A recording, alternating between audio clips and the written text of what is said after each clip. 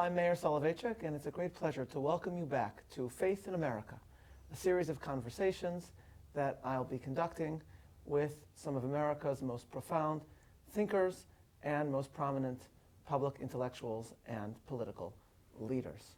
The title Faith in America is deliberate and has two meanings. First, the goal of these conversations is to examine the state of faith, of religion, in the United States, in the public square. But Faith in America also hints to the fact that throughout these conversations, we will be examining what reasons we have to have hope in the endurance of the American experiment.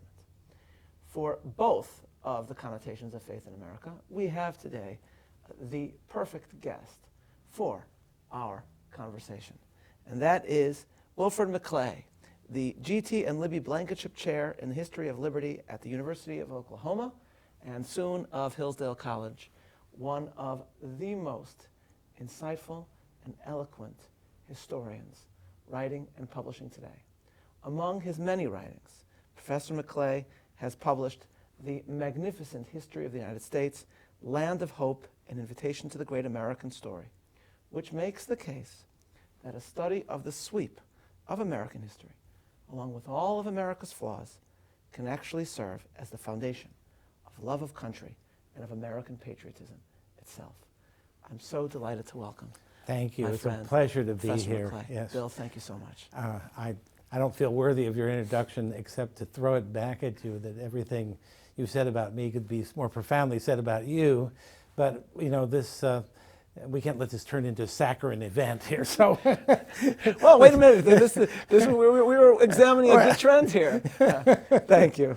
Thank you very much. So I actually wanted I just don't know how you do everything, how you manage to do all the things you do and retain composure and that's very kind of you. I have a brother who looks very similar to me, and I do send him at times to various circumcisions and other public events to cover for me. The tough stuff, yes. When I need to.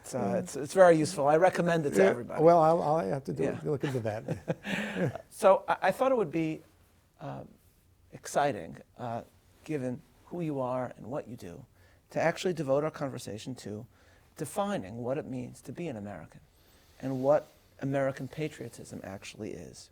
Here's what you write at the conclusion in your epilogue to Land of Hope. You write, American patriotism is not a simple thing. America can be hard to see because America itself is more than one thing. There are at least two distinct ways of understanding American patriotism, and each one has its valid place. So maybe let's begin by you explaining what you mean by that. What are the two ways of seeing America and American patriotism? What is the tension between these two ways, and why is American patriotism different from British or French patriotism? Yeah. Let me indulge me for a minute and let me, you mentioned the phrase America is hard to see. Yeah. And this comes from a poem by Robert Frost, those words, that is about Columbus. And it's a reflection, among other things, and there's all kinds of wonderful humor in it, about the fact that Columbus did not find what he was looking for. He thought that he had found a water passage to the east, which is what he was interested in, and he never completely came to terms with the idea that he'd discovered an entirely new continent. And that's what Frost, in that sort of conclusion of the poem, is reflecting on, that America is hard to see. He didn't see what it was he had found. Right. And I think that's part of the tension you're describing between the two ways of thinking about patriotism. There's a certain idea of America, and there's a reality. I mean, in some respects, America is an idea. And it's a commitment to a kind of ideal that inspires the whole world, as we've seen most recently in Hong Kong. Right. In the words of Thomas Jefferson, who on our college campuses is reviled for his complicity with the institution of slavery, but abroad he's known for these words, the words of the Declaration of Independence I'm referring to. So there's that, but there's also the reality America, that the thing that is sometimes hard to see because it isn't always reflected in the idea of America. So I mean, I just want to take off from that a little bit. Alan mentioned his introduction, this essay, Idea or Nation, and that's kind of the way I organized that epilogue that you quoted from. That there's really America as an idea, that America, and there are people for whom the notion that America is an idea is very foundational, that we're not like other countries. We're not a blood and soil nation, and that's certainly true. And may it ever be thus. We're not bound by a shared ethnicity. We're not bound by shared religion, although we may be bound by a certain shared religious disposition that is, I think, biblical in character. But we'll return to that.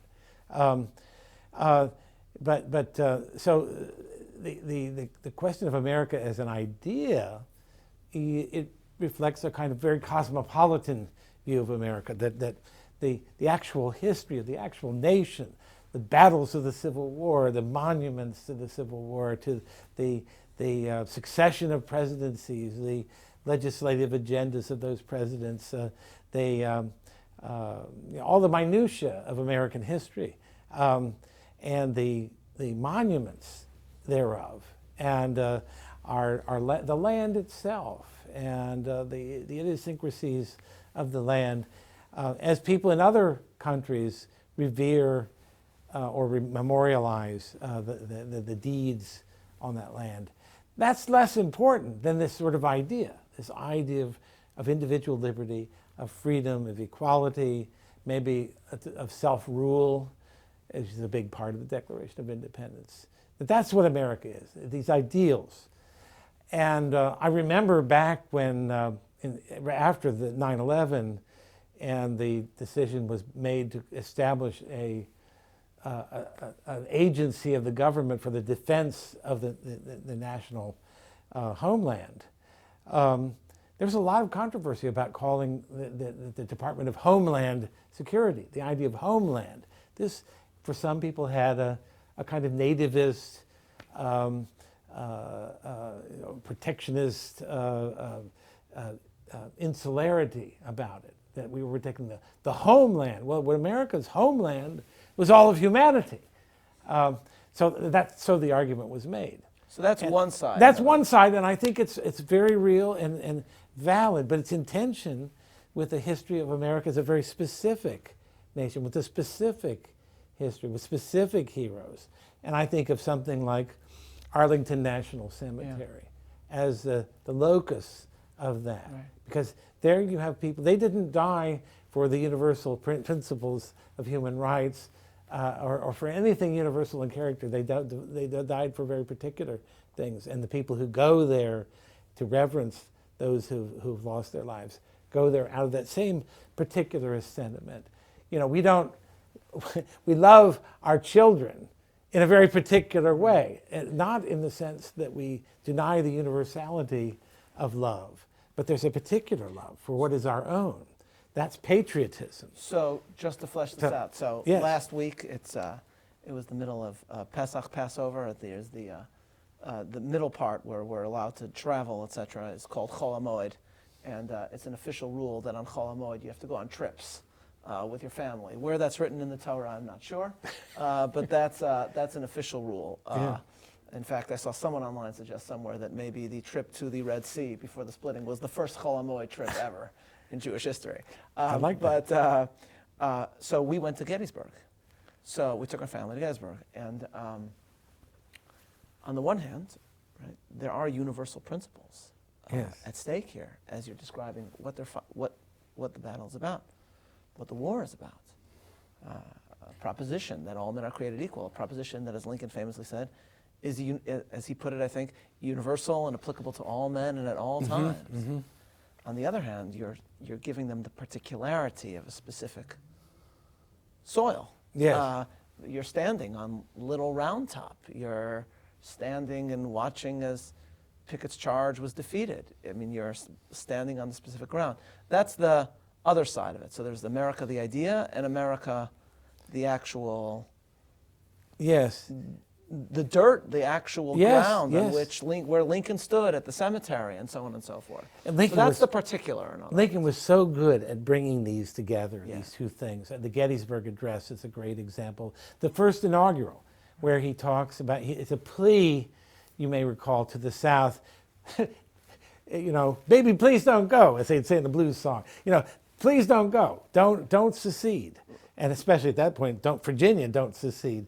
But and yet he's calling on the mystic chords of memory, that Yes. beautiful image, the mystic chords of memory. That's not the universal rights of man he's calling on. He's calling on, we have been together all this time.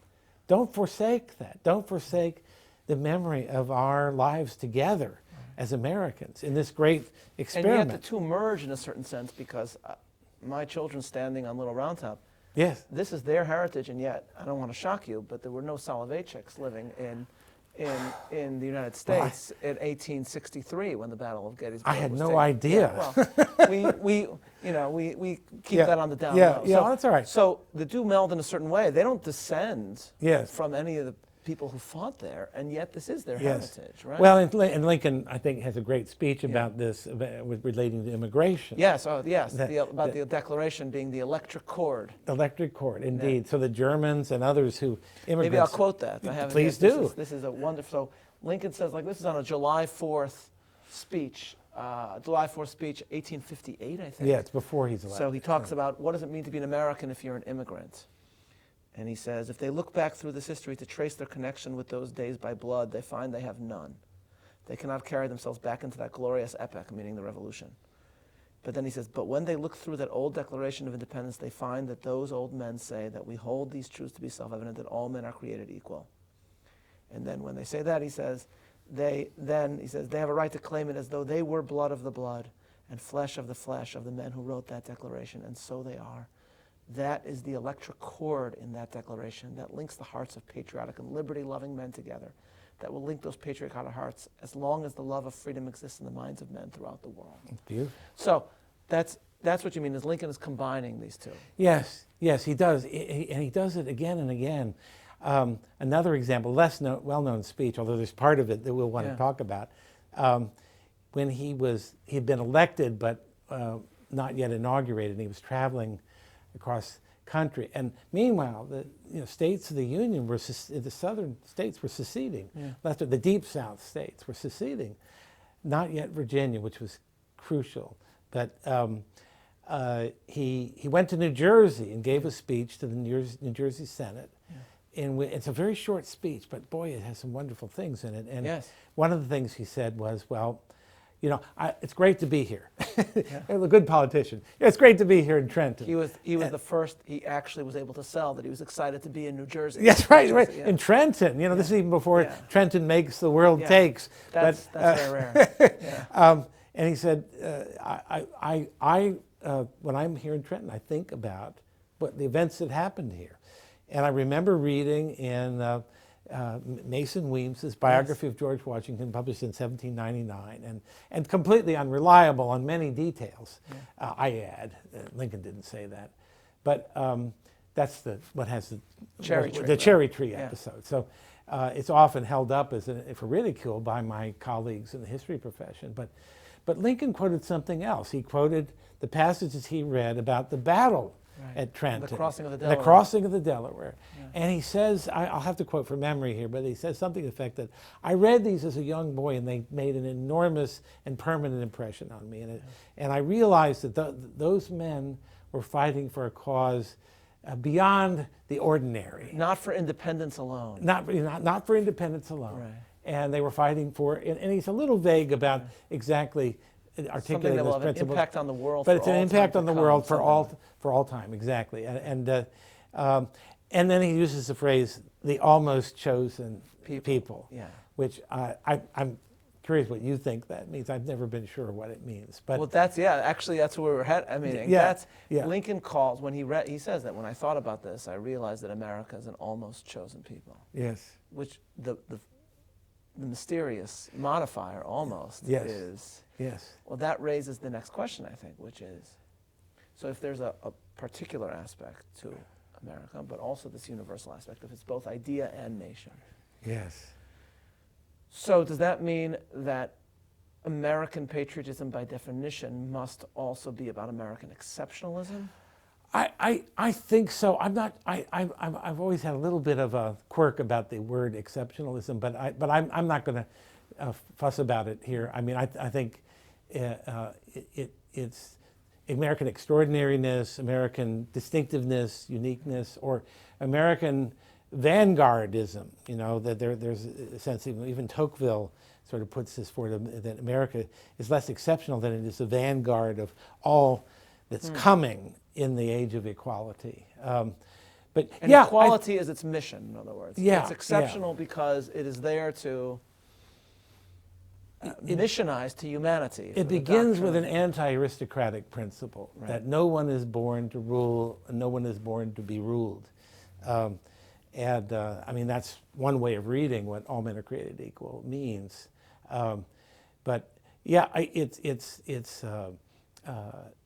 I think the idea of saying American patriotism involves love for something beyond America alone is true. I mean, or a sense of responsibility for, obligation to, of being involved in, I was almost going to say complicit in, but being committed to goes with American patriotism. It's not an insular patriotism. So if I ask you, is America an idea? The answer is? Well, I think that eliminating the idea, as some people would like to do, and seeing us, and this is on the left and on the right, you find both that want to say, look, let's just look, all of our troubles come from thinking of America as some kind of messiah in the world, some kind of indispensable nation. Let's cut that and just say America's another country like every other country. Well, to do that is unfortunately, for that perspective, to cut off everything that we've been.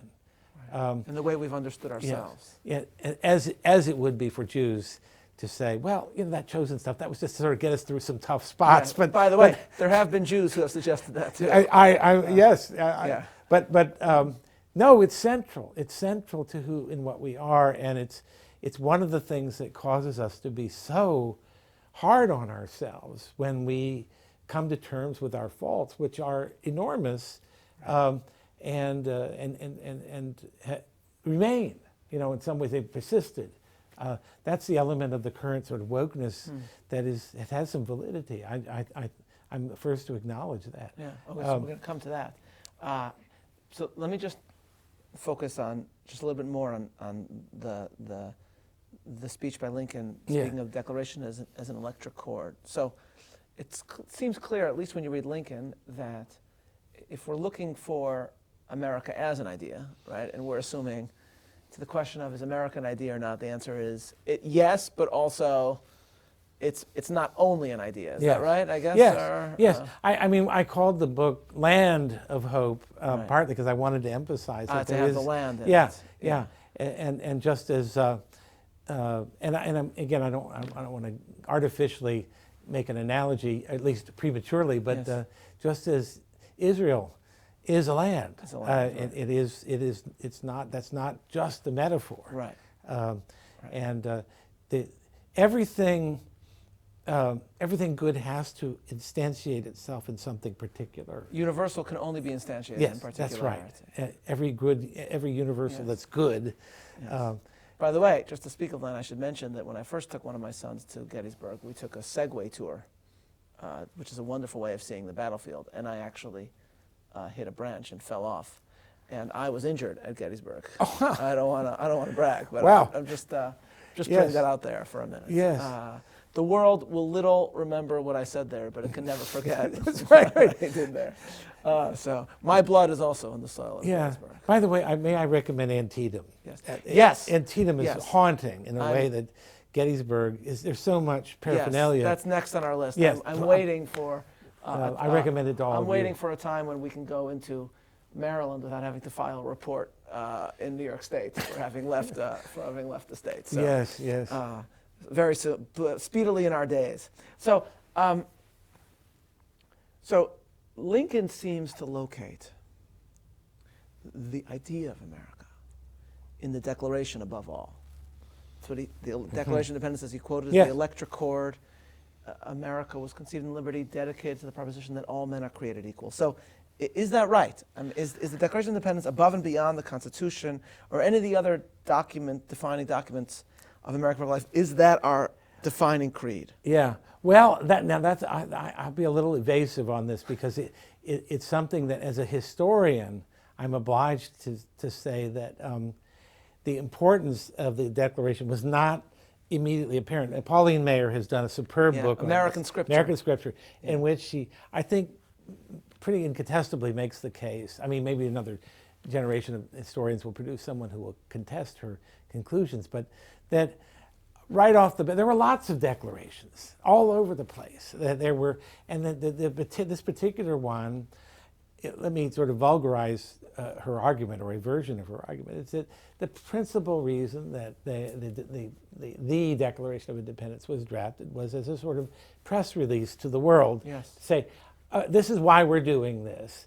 And by the way, you French philosophers and others, we could use your support. It was an effort to sort of excite the support of other, and of course the French had it in for the British in a big way, so they were the natural targets of this. But when Jefferson said, according to this interpretation, Jefferson said all men are created equal, it was a British. A citizen of a British colony is every bit the equal of a citizen of the British Isles. Right. That's all it meant. Now, I don't believe that. No. And I don't think Jefferson, who was thoroughly imbued with French Enlightenment ideas, I don't think Jefferson believed it. Did he believe it applied to slaves? Quite possibly he did. Right. But he didn't have whatever it took to make that real in the context of his own life, to the extent that Washington, who manumitted the slaves, did. Anyway, so I'm, as you see, I'm already getting in the weeds here on the answer. What Lincoln did, and Wilmer Kendall and Gary Wills and others have argued that it was a kind of intellectual heist. I don't agree with that. But what Lincoln did, he wanted to justify the Constitution with its obvious flaws in terms of countenancing the existence of slavery without using the word. And that's important. Madison went to great lengths to make sure that the word slavery, that nothing that indicated, as he said, there could be property in man would be incorporated into the document. But Lincoln was trying to say, look, the Constitution needs to be understood in light of the principles of the Declaration, which are like the sub-foundation underneath which the Constitution is upheld. And that's a proposition that I agree with. Yeah. I think it was in Roman Catholicism, there's this notion of the development of doctrine. Yes. That doctrines emerge in time that were implicit in earlier times. I think it's a little bit like that, even though Lincoln would never have used that line of reasoning, but that it makes sense to think of the Declaration. So a way of saying it is Lincoln is the theologian of America. Well, yeah. The theologian of the American idea. A kind of agnostic theologian he was. Or was agnostic, but yeah. became meaning. Yes. Certainly, I think, a profound believer in providence as the war went on. Absolutely. And really began reading the Bible in the manner of a searcher. Right. Kind of what? And comes to the conclusion that, tell me if this is right, that the Declaration is essentially the covenant of America.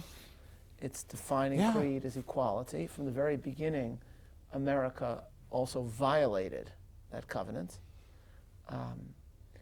And is now being tested and also punished. Yes, the second inaugural, exactly. Yes. No, I agree with every bit of that, and I think the sort of covenantal quality that is the thing that ultimately binds us.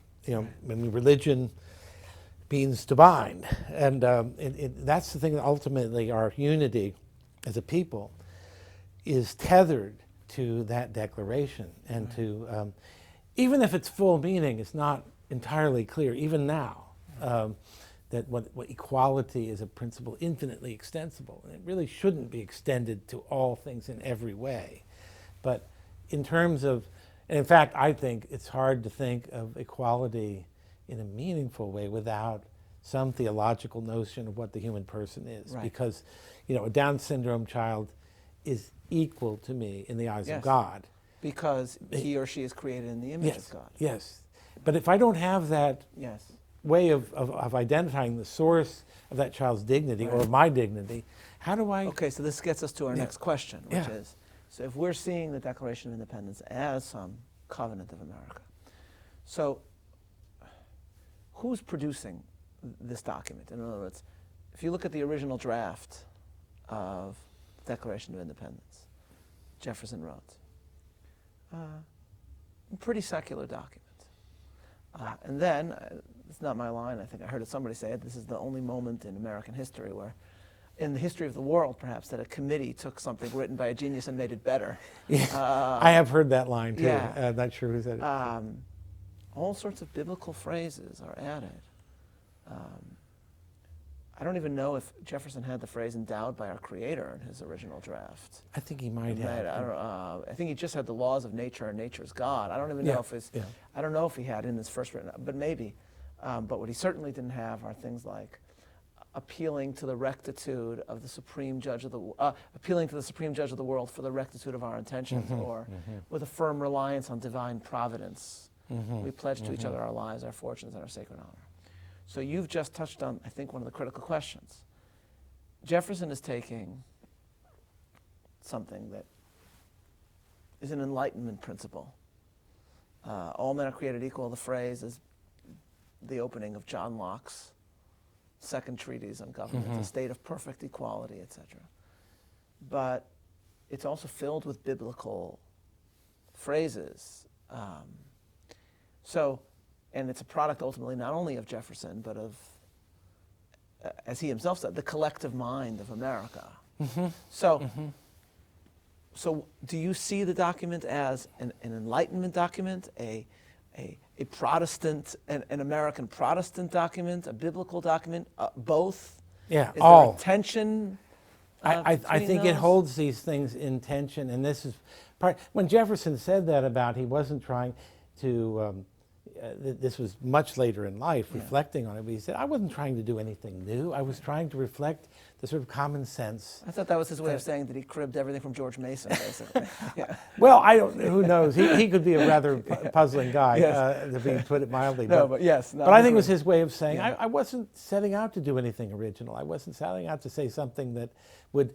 This was not HR 1. I'm not trying to kind of remake everything. Right. I'm trying to reflect what I sense to be the common sense of Americans, which is another reason why having biblical language in there was perfectly appropriate, even if Jefferson himself might balk at using it if he was on his own tab, Right.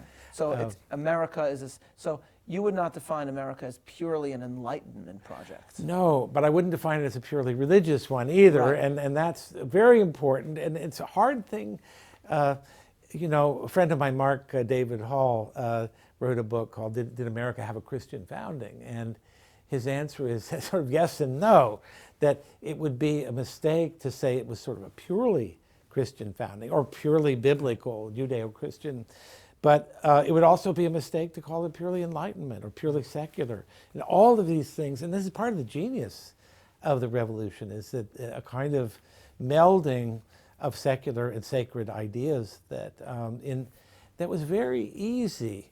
This is a little detour, but Tocqueville, when he writes about America, Tocqueville being a French Catholic, is so surprised that Protestantism and liberty, that is liberalism in the 19th century sense of the word, coexist so merrily in America. And whereas in France, you either were with the church and therefore with a kind of illiberal doctrines, or you were an atheist liberal. Right, he says in Europe, religion and freedom are running away from each other, but in America they are in joint reign over the same land. And that's part of the explanation for this melding, is that it came easily. John Adams wrote about the best. I think we can agree, the best founder. Yes, right? well, absolutely, and I call him, in Land of Hope, I call him the most lovable founder. Well, that's not everybody. Not to people who knew him, but to us. I do that just to be, a bit provocative, but I love him because he was such a annoying person and very blunt. He was unable to dissemble. He was open. It's not easy knowing that you're smarter than everybody else. Well, he also he was openly jealous of people. And there's something I liked about that. Yes. There's a wonderful one, and this gets to the fact that people tend to focus on one strand of the founding and not the other. But I often quote the scene, and this is taken from one of his letters, I think, in 1776, where Adams says to Franklin in the musical 1776. I'm just going to tell our audience, who people may have. I don't even know if people watch 1776 anymore. But you really should see it. It's wonderful. But he says to Franklin, Adams says, Franklin says, when they tell the story of the Revolution, it's just going to be Franklin did this and Franklin did that. Franklin smote the ground with his electric rod, and out sprang George Washington and his horse. And the three of them, Franklin, Washington, and the horse, conducted the whole revolution. And there's a pause, and then Franklin goes, I like it. So yes, I agree with you, and I'm a huge Adams fan. So I interrupted you entirely. I apologize. Yeah, I don't even remember what I was going to say about Adams. Well, just that he in his dissertation on canon and ecclesiastical law, I'm getting misrendering the title of that, but canon and feudal law, I guess it is. But anyway, he presents, and John Quincy Adams does this even more clearly, that America is about freedom of the mind, and Protestantism is, in their interpretation, about freedom of the mind, and the values of the Enlightenment are also about freedom of the mind, and democracy is about freedom of action. So it's freedom everywhere you look. That's how he saw it. So with this definition of American patriotism in mind, that it is, I guess we'll say, both a love for the uniqueness and the particularity of the American story, but also its universal implications as it embodying an unfolding of the story of liberty and equality. So let's turn to our current age for a moment. So you wrote an article and commentary in 2019, emphasis on the year, because it was an article about the New York Times' much lauded 1619 project, marking 400 years since, I believe, the first arrival of slaves in America? Is that well, in what would become the United States of America, there actually was plenty of slaves here and there in the New World, and these were people who were enslaved at the time they arrived. They actually didn't stay enslaved; they became indentured servants. But so there's all kinds of ways to quibble with the 1619, but it's a reasonable place to mark the beginning of slavery. But they go much further than that, right? Because the Times argued astonishingly, what they argued was this was America's true founding. As they put it, out of slavery grew nearly everything that has truly made America exceptional. I just want to quote what you wrote, and then I'd like you to expand on it. You wrote, considered strictly as an exercise in historical understanding and in deepening the public's understanding of a profound issue in our national past, the project represents a giant missed opportunity. It passes over the complex truth in favor of an exaggeration bordering on travesty. And if it has any influence, that influence will be as likely as not to damage the nation and distort its self-understanding in truly harmful ways that will perhaps be most harmful of all to Americans of African descent, who do not need to be supplied with yet another reason to feel cut off from the promise of American public life. That's what you wrote. That's better. I was thinking, who wrote that? No, that's exactly how I see clearly, it still. and I don't want to depress you, but I think the Pulitzer Prize Committee disagrees with your evaluation. Yes, so obviously you're daunted by that. But maybe we should just start with explaining why you wrote what you wrote. What's profoundly wrong with that assertion? Just historically, it's just important to stress. Yeah, I mean, it is. I mean, slavery. It was slavery was a ubiquitous practice for most of human history, it changes its character under the conditions of modernity, and that it's racialized.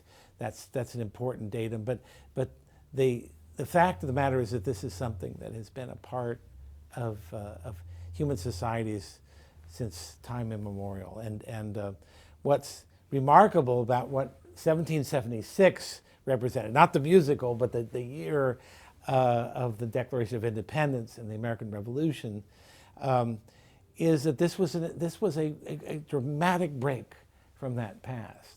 That's what is the foundation of this country, not the persistence of these older oppressive institutions, which, yes, did shade over into our national beginning. What I argue in my book is that what was happening in the 18th century and on into the 19th was a dramatic transformation of the moral sensibilities of the world, in which an institution that had not been viewed as problematic, other than with a few people here and there. Jews had a particular sensitivity on the issue of slavery, but it was not, universal. Even Christians, and particularly Catholics, accepted it as sort of part of the way of the world.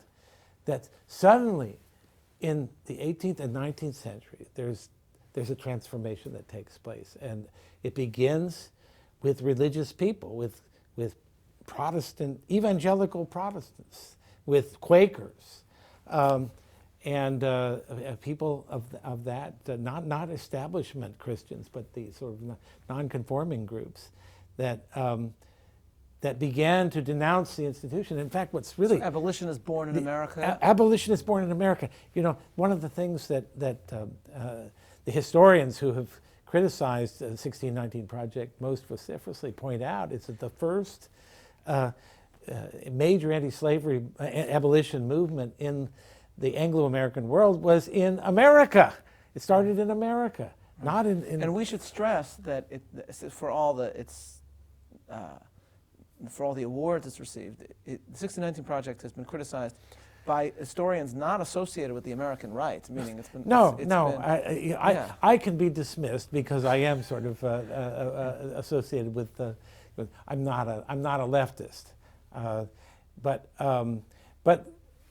it's not, and you're right. It's this group of Gordon Wood, Sean Wilentz, right. James Oakes, James McPherson, the great Civil War historian from Princeton. I mean, these are major figures. And the other interesting thing is that, so far as I'm aware, nobody of the same caliber has endorsed it. The historical profession has just sort of run away from the issue of the 1619 Project. So given its ahistoricity, what do you think is actually motivating this? Meaning, what's the drive here?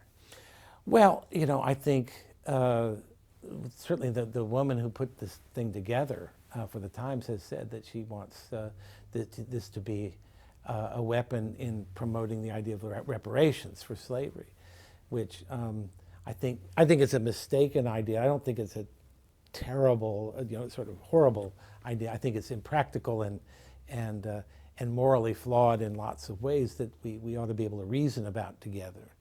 But that's one motive, I think. But I think it's. Can I go back for a moment to the patriotism versus nationalism sort of issue, or patriotism versus universalism issue? I think one of the things about the importance of the love of the particular is that it is as creatures, if we think of ourselves not as just sort of organic robots, but as creatures of God, that God made us to be the sons and daughters of particular people from a particular place. This notion of our particularity, and it's inherent in the commandments. We're to honor our father and mother. And this is not a sort of honor them until you turn 18 and then bust loose. No, it's forever. You honor your father and mother forever. And so that tie to that from which you came is something that's permanently part of who and what you are. I think that the 1619 Project is an effort to detach us, and particularly detach the young, from a notion that this nation has a relationship to them like unto the relationship of parents to children, that our past, that our collective memory is all a giant falsehood in the service of something utterly mendacious, right. And that they are in the activity of awakening us from this stupor that we've been in for the last, and this self-indulgent, self-aggrandizing stupor that we've been in for the last umpteen hundreds of years, and sort of show us in the plain, stark light of day what we really are. Well, part of that is, I mean, to the extent that we deny that slavery was, and not just an incidental institution, an important element in American history, that would be true. I don't actually think we do. I certainly wasn't educated that way in the 60s. Meaning you weren't educated to deny? No, heavens no. Yes. I was very aware of it. And I grew up in Maryland where, the issue of race was front and center all the time. So I was very much aware of it. So I think that's a false belief anyway, that we're not aware of race and we're not aware of the legacy of slavery and all of that. Then the question is too, you quoted me saying, I'm so glad I said this, that this is very bad, especially for African Americans, for young African Americans who do not need another reason to think that they're cut out from participation in the story, that your children, because of that electric connection, electric cord, can feel connected to. And I absolutely deplore any effort to make these children feel that they are forever cut off. That there is one of the things that Nicole Hannah-Jones, the woman who wrote the introductory essay, said that this is in our it's a combination of slavery and racism, but that this is in our national DNA. And James Oakes, very distinguished historian of slavery, probably the most distinguished of all that group, said, this is a terrible way to talk about this, because DNA, you can't change it. At least and to the extent we can, it's very problematic. But so far as our technology now exists, you can't change DNA. You can't change the DNA of a country. Is something of permanent endowment. And what a message to send, that we are that way, we've always been that way, everything is about that. So, especially if the abolition of slavery was actually done in the name of the founding values of the country, which is actually a glorious aspect. Yes. For all, of course, the failures and the falling shorts and et cetera. Here it's actually this is what Lincoln is arguing, right? They are actually acting in the name of the founding of the country itself. And one of the things about the abolitionists is there were abolitionists like William Lloyd Garrison, who they weren't really interested in America either as an idea or a nation. I mean, Garrison said the Constitution was a pact with the devil, and burned a copy of it in public, famously. It was people like Lincoln and Frederick Douglass, who initially had been a follower of Garrison, who said, no, look, the Constitution is a glorious liberty document. But it has to be read properly. And so they brought, that strictly religious dimension in the evangelical Quaker mode of Garrison might well have led to disunion. An even more permanent disunion. That because it didn't see what was at stake in the perpetuation of the Union, but something Lincoln, above all else, thought was important, to perpetuate the Union. And if you didn't perpetuate the Union, whatever freedom that resulted would be a Pyrrhic victory, because it would disintegrate with anarchy. So and it would show that a government of the people cannot exist, yes. right? It could just be overthrown Yes. if you don't like an election, basically. Yes, yes. So, but this brings us to the question of then, so assuming that this is, that the thesis of the 1619 Project is false. So how do we, thinking about the sweep of American history, how do we speak about slavery? I've been told that you're writing or publishing a book on guilt, right? Yeah, it's not. Is that a secret? I'm still writing. No, Yeah. it's not a Yes. secret, and I do feel guilty. I haven't made more progress with it. It's okay. But That's, no, it's something. Yeah. I actually had the book about a third written, and then I set it aside for Land of Hope, which it seemed an imperative thing to do, Right. and now I'm getting back to it. So what is that book about? And given the way that the 1619 Project embodies the wrong way for America to think about its role in the crime of slavery, what is the right way for a country to reflect on this profound crime in its past, and which violated its fundamental doctrine? Yeah. And still think of America as a land of hope, as you put it. Well, What role does guilt play, and what role is there for national guilt?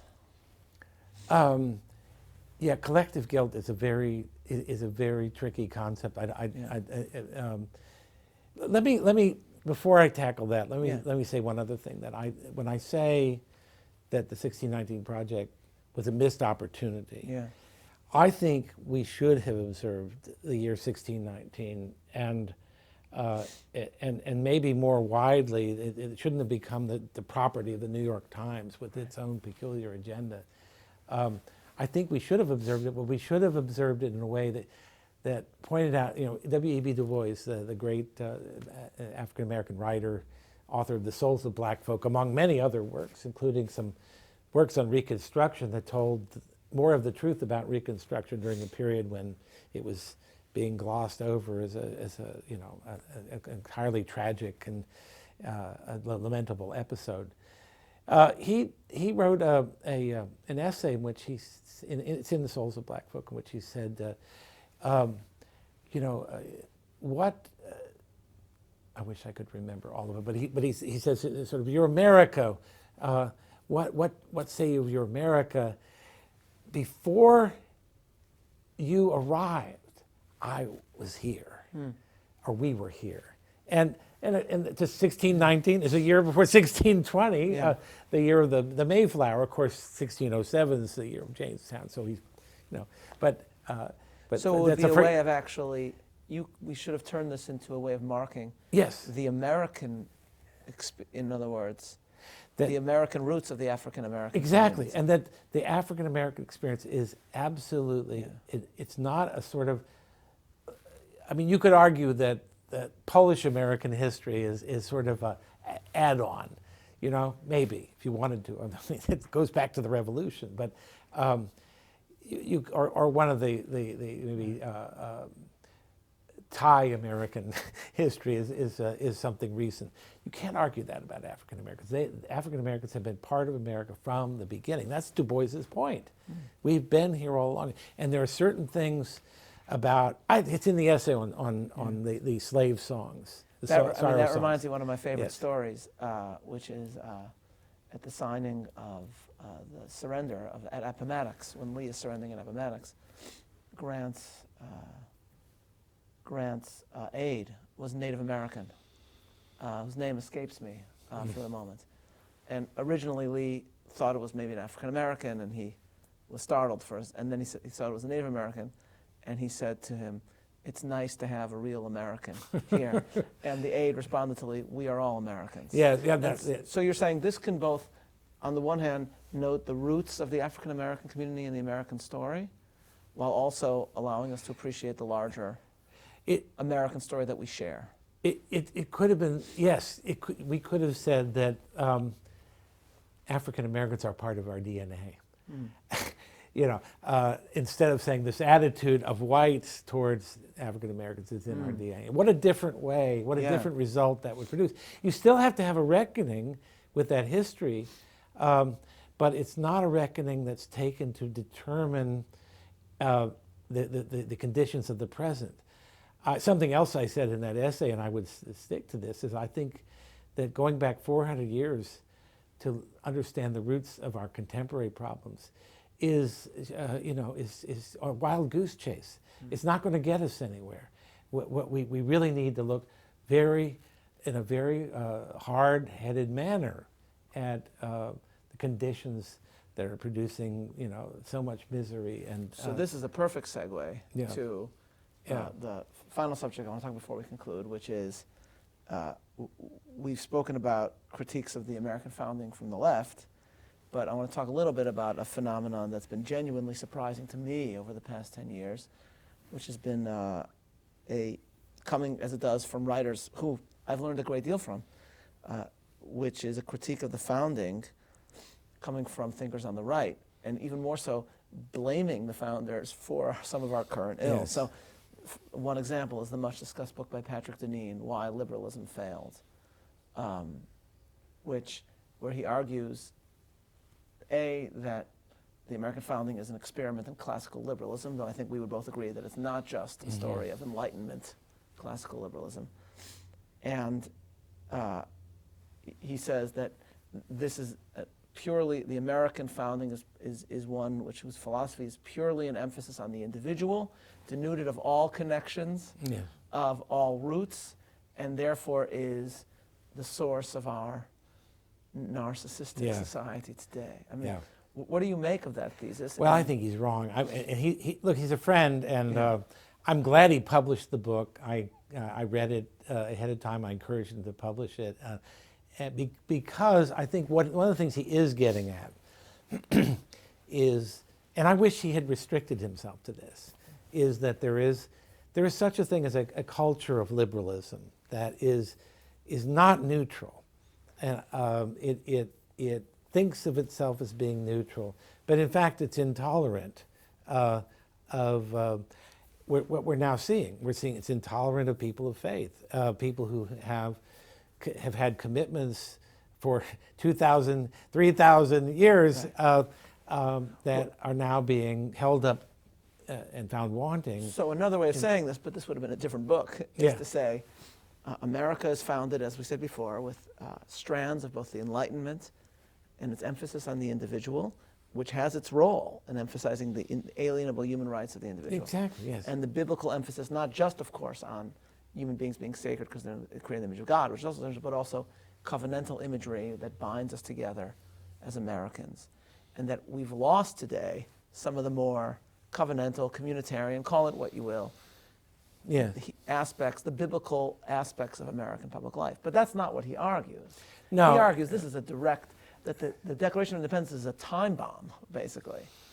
Isn't that his argument? I think that's a fair way of reading it, and he interprets John Locke, Hobbes and John Locke and the social contract theorists, but especially Locke. He really goes after Locke. But America is not just Locke. Well, but even the Locke part of it, I think even if we granted him his reading of Locke, it's a grossly exaggerated version of Locke that ignores his own profound Christian commitments, which often are completely presupposed. Right. So they're not made So that's explicit. my question. And as I said, I read somebody who admires his writing, but he's not the only one on the right writing like this now. And so I'm asking, and maybe you're able to answer this, but only to the extent that you're comfortable. What's provoking this? Is it despair about our current situation? Is it something else? I mean, Deneen himself, as I've noted, is someone who's written beautifully in other places about Lincoln's vision for what equality means to bind us together, the doctrine of equality for American public life. Lincoln is not the man who blamed the founders for all of America's ills. So, on the contrary, he kept. Another thing he does in that New Jersey speech is that he sort of points everyone back to, to the founders as the source, as he does in the Gettysburg Address 7 years ago, that he's going back to the founders. He saw the past as a great resource. Right. So I guess I'm asking, and I don't mean to focus just on Patrick Deneen, but it's an embodiment of something. And Yeah. I want to understand this phenomenon. You know the people who are writing this. Yeah. These are people who are, in many ways, profound thinkers. So assuming it's a oversimplification or a misreading of American history. So I think it's a very tendentious reading of American history and of these early modern liberal thinkers. What's driving that? I think what's driving it, and this is, I think, a characterization that Patrick and Dean at least would agree with. I think is a sense that we are adrift now in a social order in which the notion of the common good is almost completely empty. Right. And to the extent that we have it, it is a kind of woke liberal understanding of the use of force or social coercion to produce absolute equality, but that's not really the common good. That's maybe a precondition of some common good, but who knows what? So there's no real sense. And Patrick is a Catholic, so I think there's a sense from the Catholic tradition that he brings to this, which is not missing from American Protestantism, but it's kind of been lost. It's not exactly highly present in Catholicism either, by the way, but at the moment. But I think that's part of what his view is, that liberalism is not enough to make a nation cohere, to make it a caring, loving nation in which people have a stake in one another's flourishing. And that's true. But a lot of people can agree to that. Yeah. See, what I think he wants to do then is to go back to identify some root cause, some great mistake. And my problem is, doesn't that in its own way, different from the 1619 Project, but in its own way, assuming it's wrong, which doesn't that also rob us of the narrative of the American story? It does. It's a kind of genetic fallacy. Yeah. There was this sort of genetic problem at the very beginning. Yes. So it's a little like the doctrine of original sin. Yes. And that nothing you can do short of some kind of divine intervention is going to change things. Yeah, I think it's a very and look, Patrick will be the first to admit he doesn't have any answers. He doesn't have any. The book ends with this kind of, well, I don't know, maybe we should just settle in little communities and wait it out. And that's not an answer. We had a good America. Yeah. We had 1776 to 2021. We had a good run. We had a good run. Yeah, and that will just hunker down and duck. No, that's not an answer, and it's not a loving answer. It's not an answer for all of the people here on the earth for whom we should share a concern about what's the best order. So that brings us to our final question, which is, on the one hand, we can see the profound problems that America faces, not just socially, but in its own understanding of itself today. So, in the midst of all this, you saw fit to write a history of America that would show it to be a land of hope. Yeah. So, why is it a land of hope? And what is, in the face of all that we face today, what is your source of hope and faith in America? Well, if I may break those down into two different questions, because I think historically it's a land of hope because it's a place that, I make this point in the book that so far as we know, and this may be overturned by some archaeological discovery, but so far as we know, all the peoples of the Western Hemisphere came from somewhere else. And the ones who came from east to west excludes what we think the native population, what we call the native population. There are no natives. Actually, that's one implication of this. But the ones that came from east to west, beginning with the Norse, and of course, maybe culminating with or be entering a new phase with Columbus. We're all motivated by this notion that there was in the West this sort of land of redemption, a land of hope, that and it certainly motivated, it didn't just, it obviously motivated the Puritans. The Puritans were profoundly religiously motivated, and they even saw America and described America as a new Zion, a new Canaan. You know, it's not for coincidence. Those of you who live in Connecticut know there's a new Canaan in Connecticut. Right. There's probably a new Zion too, for all I know. But and that's where that comes from. But they aren't the only ones. There were those who came in search of strictly material goods, you know. But the notion that we are not we are not condemned in some way, or we're not conditioned to carry out our lives in the status into which we were born, is really fundamental. And that's, I think, the essence of hope. Is that the way things are now is not the end game. It's not the sort of permanent, fixed, frozen conclusion of things. That there's room for change, for opportunity, for agency, for us to better our lot somehow or another, or at least do something different, something new. I think that is something America has been about for generations of immigrants, but also for the ambitious native population, people who grow up in Oshkosh and come to New York to seek their fortune in one way or another. That's an American story that continues to go on and on and on and on. So now hope doesn't mean fulfillment, just as the pursuit of happiness doesn't mean the achievement of happiness. Excuse me. So with being a land of hope often means, I make this point very early in the book, it often means being a land of disappointment. That we're very hard on ourselves, as I said, when we discover how... When the real doesn't match the ideal. When the real doesn't match the ideal, and it persistently doesn't. And there are some areas in which that problem has been really recalcitrant. Although we keep working on them, I think we've come a long way in race relations, although the present moment you wouldn't think it. Hope doesn't always mean that everything is hunky-dory, but that I think, let me put it this way, this is question number one. I haven't gotten to number two yet, but question number one. I think if you did not include in a definition of America the fact that America is in some sense an aspirational nation, it's a nation in which not everybody is aspiring, but in which the national ethos is threaded through and marbled with the notion of aspiration. You wouldn't be describing America. You'd be describing something else.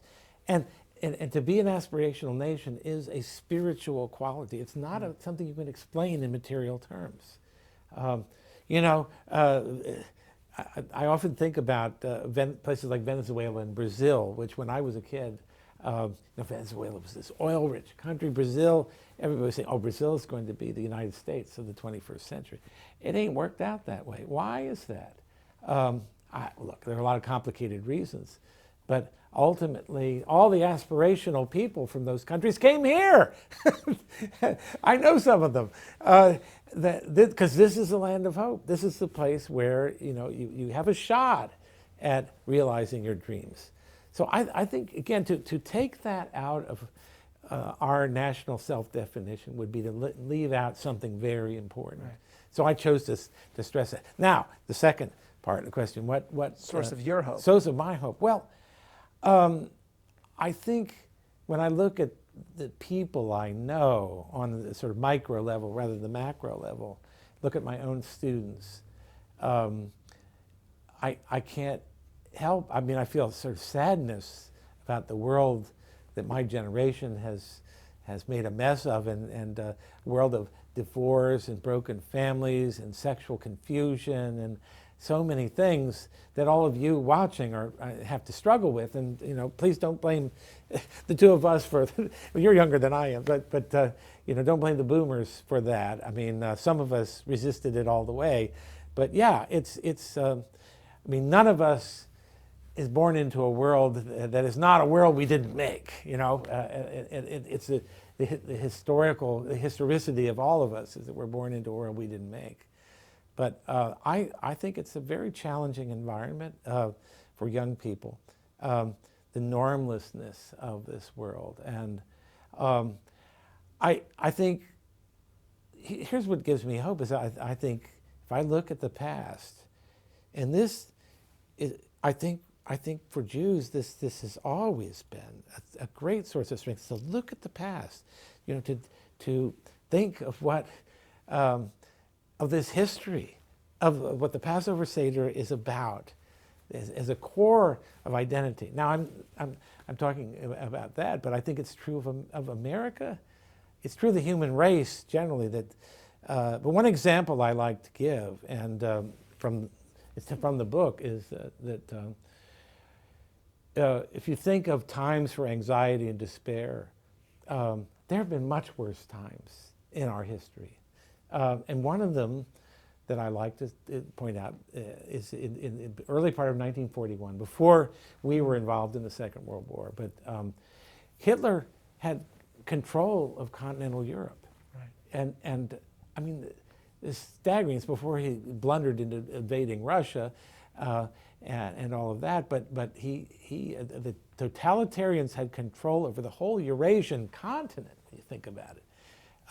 Only Great Britain held out.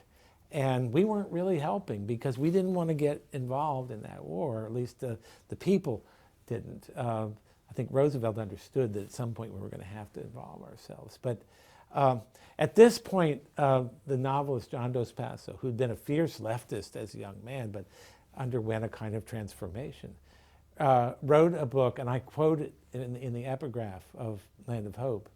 And I'm not going to, even if I had the book, I wouldn't read it to you. But one of the things he says in that epigraph is that in times of trouble, when everything seems to be shifting under our feet, a sense of connection to the past can be like a lifeline to the present and give us a confidence in the possibility of our future. I'm just paraphrasing it, but it is beautiful. It's much better put than I just put it. But I'm making a note to steal a sermon based on that. So. Well, it's the Epigraph to Land of Hope, and I can send you the whole essay because it comes from. It's a beautiful essay. But that's one of the things I think back. Oh, what would it have been like in 1941? Right. I mean, we have things to worry about. I worry about Iran getting the bomb. I worry about I worry about our demographic crisis and so many other things, infectious diseases, and but we have faced worse times in the past, more challenging times, and there's something else. And Toynbee and others have written about this. That just as in exercise, you build up your muscles through the process of challenge and resistance, and which involves actually breaking down the muscles and then rebuilding them. So a society cannot avoid moments of being tested. We're being tested now. We are really being tested. Whether we want to have small r republic, we want to have a republic or not. Whether we want to rule ourselves or be ruled, and without getting into specific issues. But I think we're definitely looking at challenges to our whole way of life, as it's been premised on democratic and Republican and Judeo-Christian principles, biblical principles. Will we have the wherewithal to push back against that challenge, to make better arguments? I think we will. I hope we will. In one area, and I'll just stop with this, but in one area, people often ask me about, what about all these ways that this family, the notion of the family is being dissolved and superseded. And I said, well, the thing is there is no substitute for the family. There just isn't. There's no one that works. There are ones that can be tried, and maybe in a few isolated incidents can work for a while. But for society as a whole, we are going to have to go back to a much more robust understanding of family life. And some of us have and had found tremendous harmony, peace, a sense of flourishing in that. And others will see that. I mean, I think you can help make the revolution of sensibility that we need more of a reality just by doing that. But it is a challenge, and I think we can't act as if everything's just going to take care of itself and this pendulum's going to swing. No, I think we're much more serious The quote is, a connection to one's past Yes. is what gives us hope for the future. Yeah, it acts like a lifeline. That's his lifeline. term. Yeah, and that is in the quote. Note to self, Yeah. write a sermon this week Okay. on the epigraph of Professor McClay's book. Professor McClay, thank you so much. My pleasure. My for pleasure. everything, and it's wonderful to see you. And Wonderful to have see you. you.